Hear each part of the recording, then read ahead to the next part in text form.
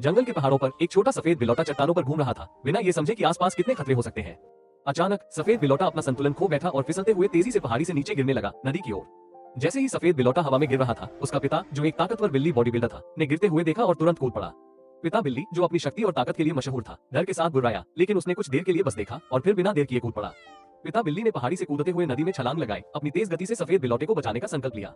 अपनी मजबूत मांसपेशियों का इस्तेमाल करते हुए पिता बिल्ली ने सफेद बिलौटे को समय रहते पकड़ लिया और उसे जंगली नदी में गिरने से बचाया।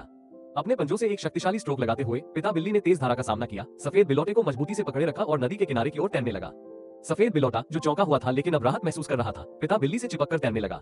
जब वे किनारे पर पहुंचे, पिता बिल्ली ने सफेद बिलौटे को धीरे से जमीन पर रखा, ये सुनिश्चित करते हुए कि बिलौटा सुरक्षित है। सफेद बिलौटा कांपते हुए लेकिन सुरक्षित पिता बिल्ली को देखकर उसकी ताकत और निडरता पर हैरान था। पिता बिल्ली भारी सांस लेते हुए लेकिन गर्व से मुस्कुराते हुए सफेद बिलौटे को नजदीक किया और कहा कि उसके पास एक रक्षक है, इसलिए उसे कभी कोई नुकसान नहीं होगा।